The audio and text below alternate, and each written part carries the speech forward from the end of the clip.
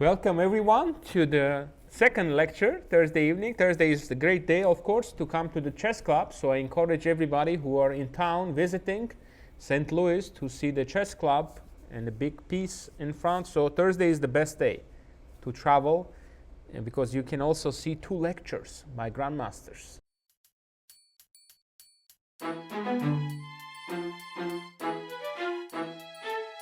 So it's the only day of the week that you can see that. You can have that opportunity to come see the club and also get 2 hours of training.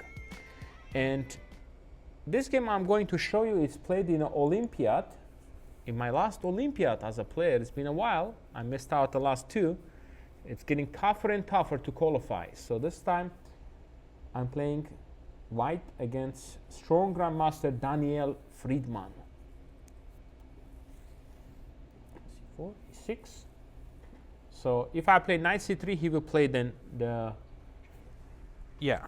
c3, he will play the Nimzo-Indian defense. So I don't want knight c3, so I play knight f3.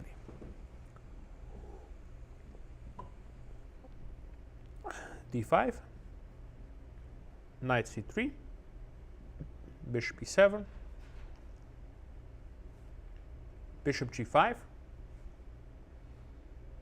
h6. Questioning the bishop.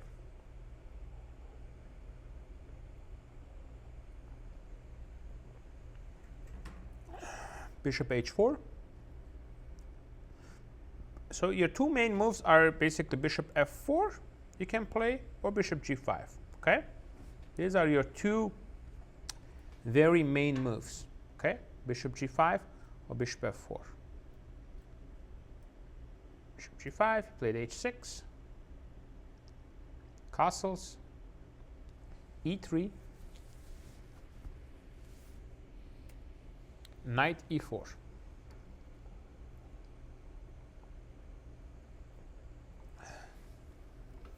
Takes,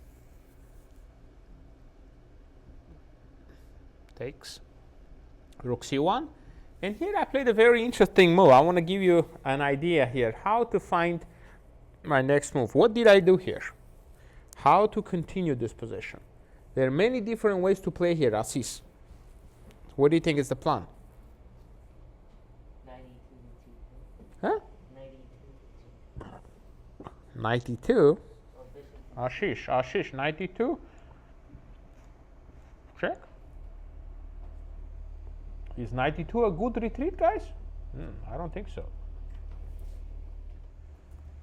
A3. Ashish, don't just say moves. I want quality moves, yeah? We don't want just moves. We want quality moves with purpose, okay? With an idea, not just moves.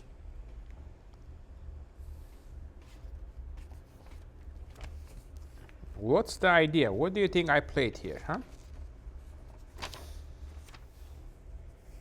No, the point here is, since the pawn is on h6, it's a little bit of a target here, okay?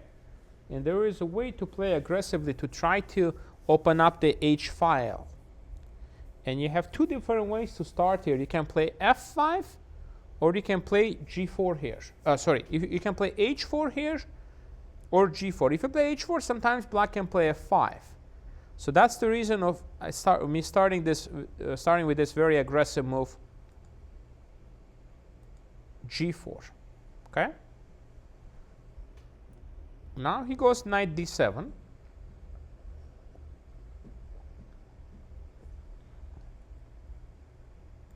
h4. Preparing to play g5, okay? To open up the h file, okay? g5, take, and open up and queen h5. So my opponent take knight takes c3, rook takes c3, c5, and he's opening up the position. It's very logical. My king is in the middle and I've been pushing this pawn, so he's trying to open up the position. Makes sense.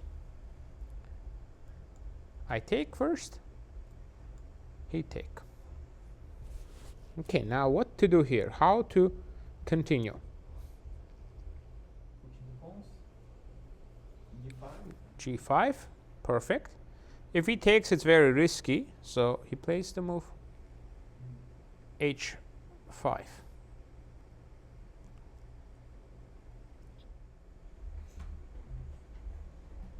Now I played bishop g2, just developing, okay? Just developing.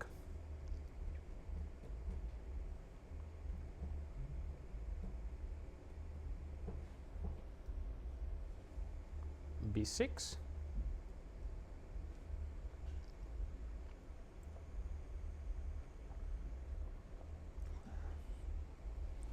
Now what to do? Because he wants to play bishop a6, bishop b7, and just complete his development. What should I try to do here to have some advantage?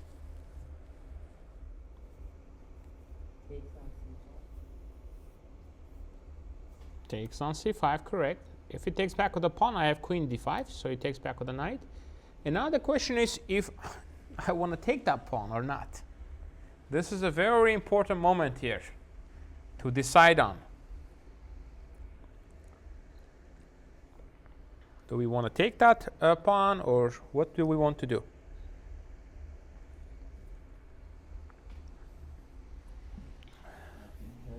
Maybe knight d4 or something like that would be better. Excellent. Attacking on h5, attacking on d5. Now he goes knight e4.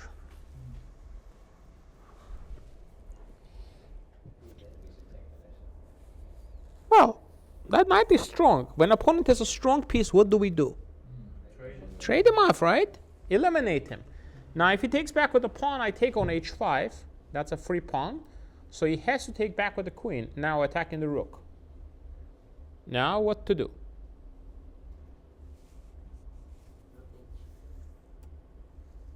f3, attacking the queen. Now he goes here. He wants to go queen g3. Are you going to let him do that? Nope. And now bishop d7. Now, he's trying to go rook c8, guys. Rook c8, trade rooks.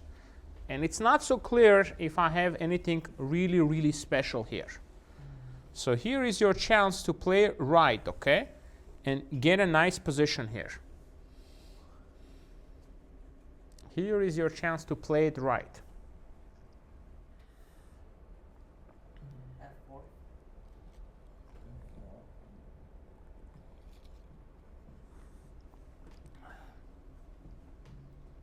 Okay.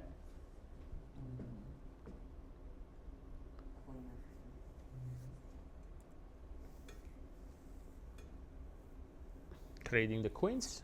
Now if he goes to g6, I have f5 even. So he takes.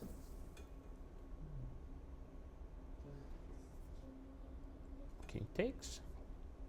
Now let's try to stop here and try to understand what's going on in this position. So to see who has advantage, what is going on here.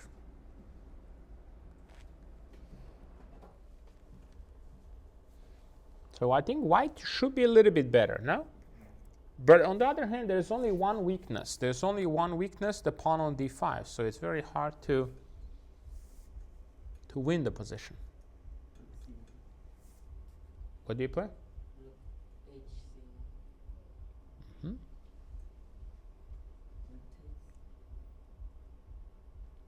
King f8. F5.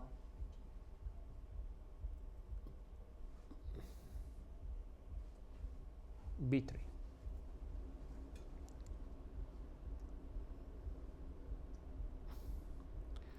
F5, I'm not sure. Then he goes king e7, king d6.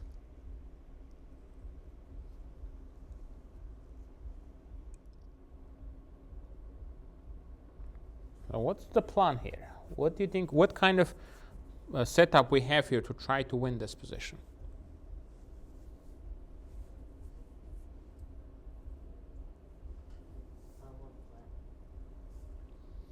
Huh? Rook c7, he goes king e8.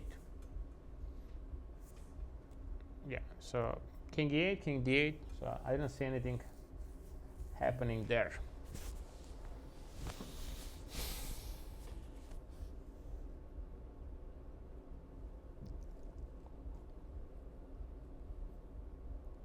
Yes? So my only idea is, I see you're going to play b3 because you want the Lasker bishop not to get in. Yes. I think probably black will make us trade rook just because I don't see what the black rook is doing otherwise. Well, if the rooks come off, I have this quick e4, and then my king gets in on d5. Yeah. Well, my plan was to somehow maneuver the knight to be attacking d5 and get the king to d4, and then you just start winning. Sure. The thing is, he's going to bring the king on d6. We're not really going to be able to win the d5 pawn anytime soon.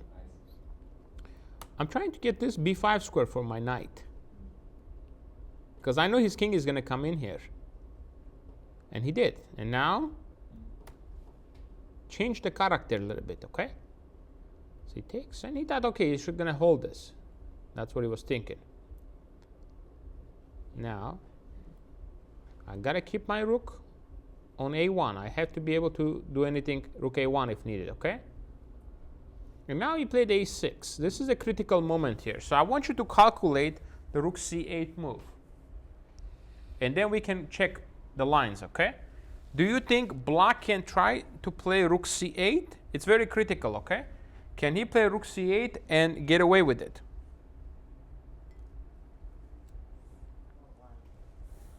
Huh? So the question is, if he can play rook c8, let's just, don't rush, calculate. Can he play rook c8 and get away with it? Ashish says no. Let's see the other students.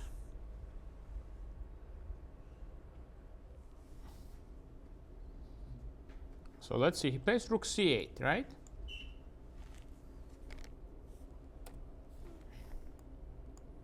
We take. We go here. Here I think we're in good shape, right? Take here.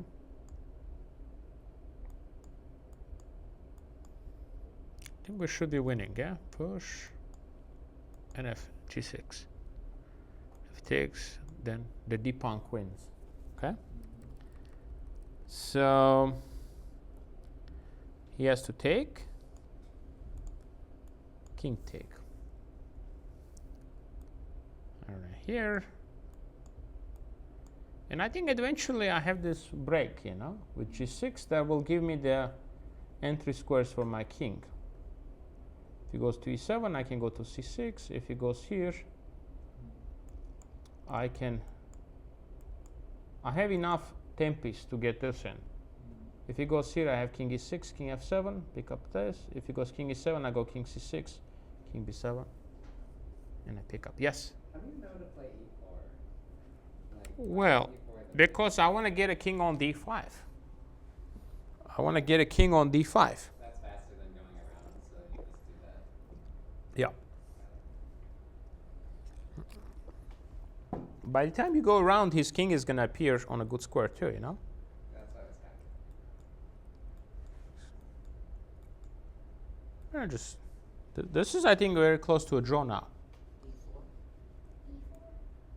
No, D4.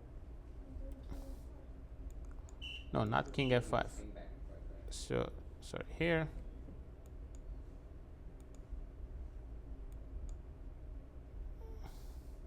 G6.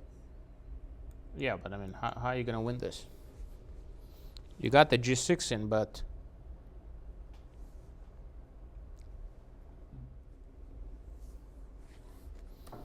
so that's why you don't have the time for it. So he didn't play that because of it. It's understandable. So he played a6. But now you see the purpose of the move rook c1. I go boom. He give me that pawn. He has to play 5, and now I go back. Because he has this a4 idea, so I have to make sure I watch out for it. So I go here. King e6. If he goes king d6, I have e4. I say again, give me that. Now he goes rook d8.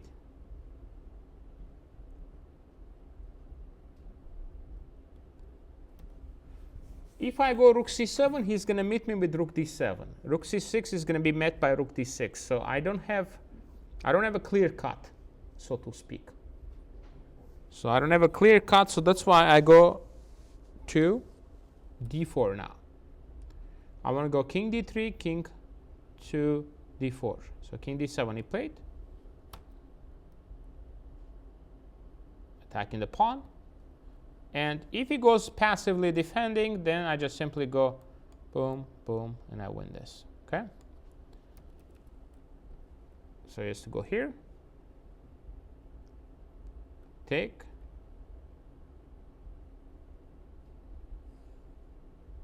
Well, if my king was on d3, then I would just win. So now he goes here.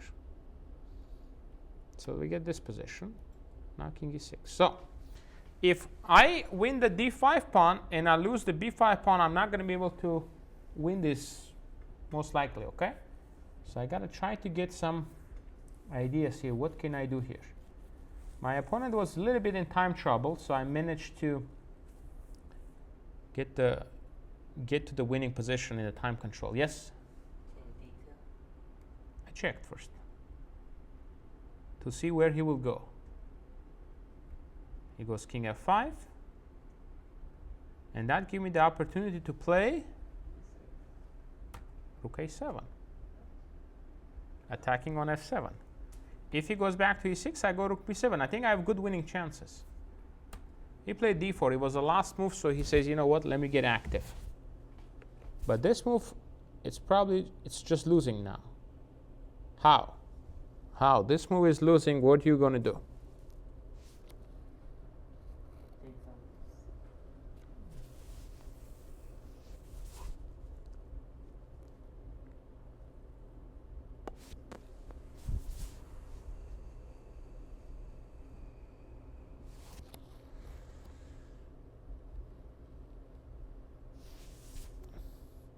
Take on f7. I'll take on d4 first. Now he takes.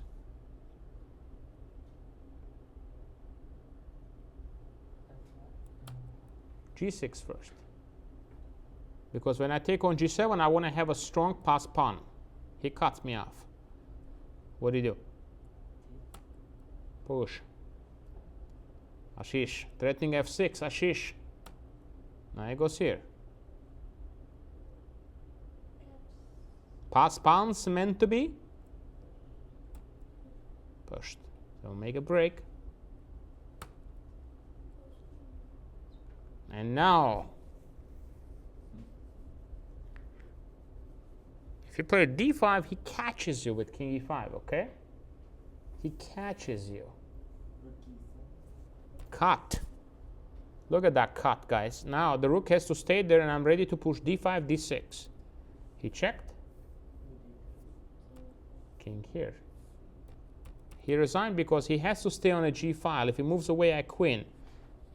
And if he stays here, I just simply push. Push, push, push. I get a queen.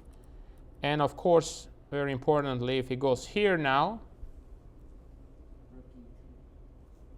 Huh? No, you asked for rook e3, no? Rook e3?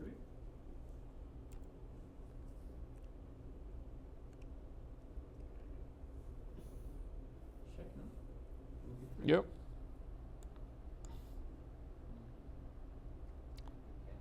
Now it takes, I take, you take, and I queen.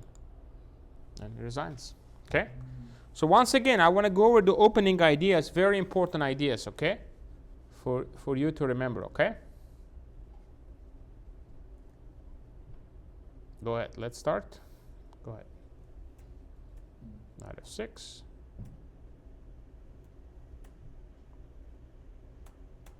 This queen's going to be declined.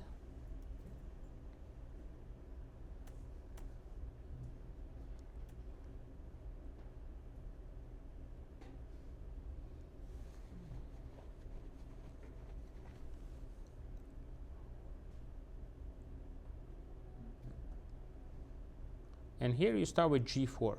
Again, this idea wouldn't come into, you wouldn't think about it too much if it wasn't like, the pawn on h6. The pawn on h6 is a target, so that's why we want to do that to put pressure, okay? Now he goes here, push. There are other ways black can play here as well. So there is an e5 move here right away too. It's very, very interesting. e5 right away. Take, knight d2, queen h5. It's an interesting idea. Now you probably can play g6. Leads to some positions like this. Okay? Queen g5, still some pressure. So there are alternatives. So he went here, and here you don't want to allow the captures on d4, on c4, so you kind of want to keep it with that. So he goes here, 5.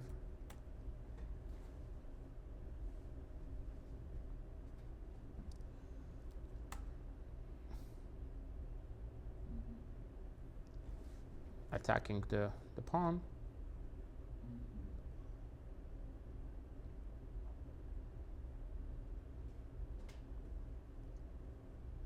And this is a pleasant endgame.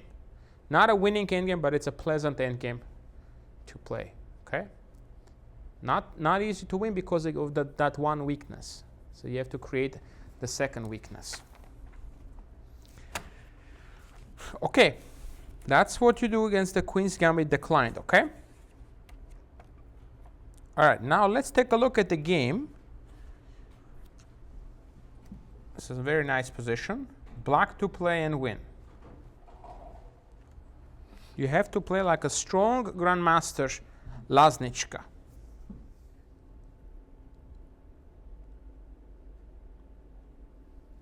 Any ideas? Please raise your hands if you know it. You have to play like Grandmaster Laznicka. I was trying to exploit the idea of in the H file, but I think it's very slow. Yeah, you want to play h5, h4? It's an idea, but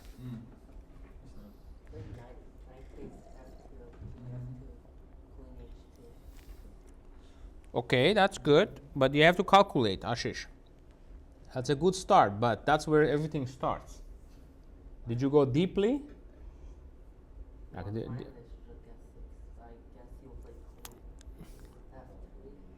Well, I have in that position. I have queen f3 move.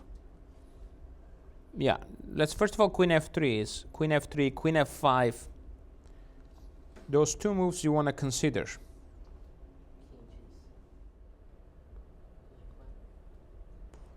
Okay, so we start out with this. That's correct. He takes.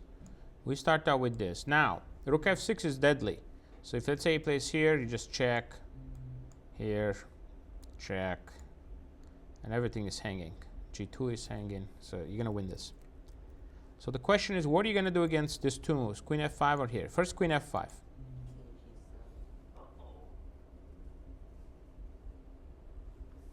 So queen f5.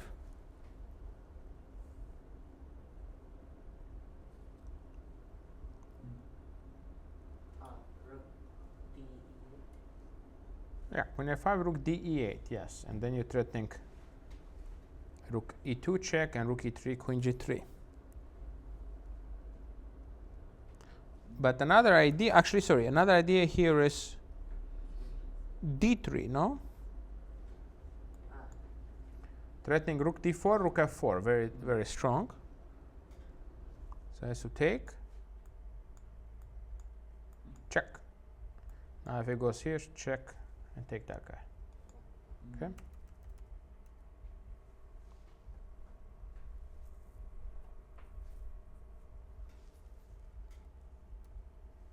So queen f3 now.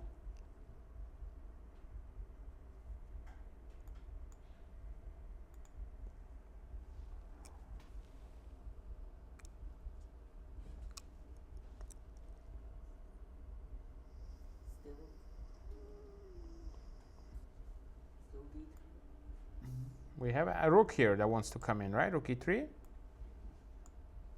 Queen f5.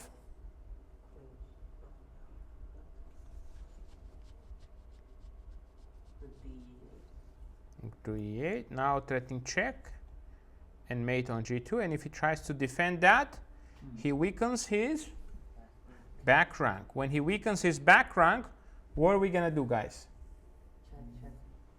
Check. Check, check, check, checkmate. Got it? Yes? So in light of that, what if instead of going to f5, the queen If he goes to So when the queen had to move from f3, what if it goes to g4? g4 here, Yeah, that's what I was thinking. F5. there is a f5. We can play f5 because if you take, I have rook here, okay?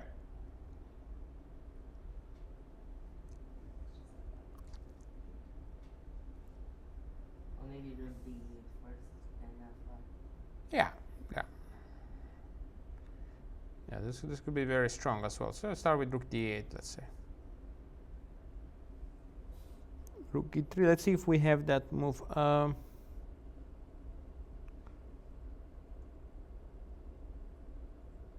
Yeah. Ah, what about this idea? This looks strong. This and swing here. That's another possibility. Rook d6, rook f6. Okay.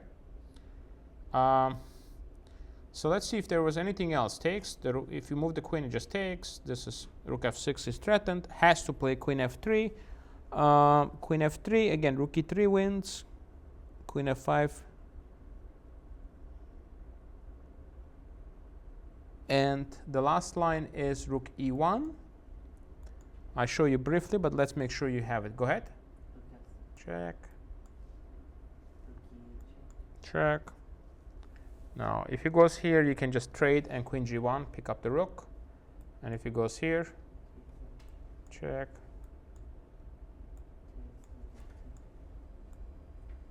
Rook f2 wins the game. Okay. So unusual idea. You're sacrificing a piece and then you're making a move that just controls the squares. Okay. But you have to try to calculate these ideas. Okay. Look for unorthodox ideas. Okay. Not always the tactics are going to be the ones that are just obvious. Sometimes you have these unusual ideas. Knight f2, queen h2. Okay. To get the win. Okay. Any questions? Okay, very good. So, and we see the ideas here. The knight is on a4, and that's a weakness, so you take advantage of it like that. Okay, the knight on the rim, it's definitely not helping to defend. Knight on the rim, it's out of the game. So that's why this idea works, because essentially that knight is not helping. All right, great job, guys. Thank you for attending this class, and we'll see you next time.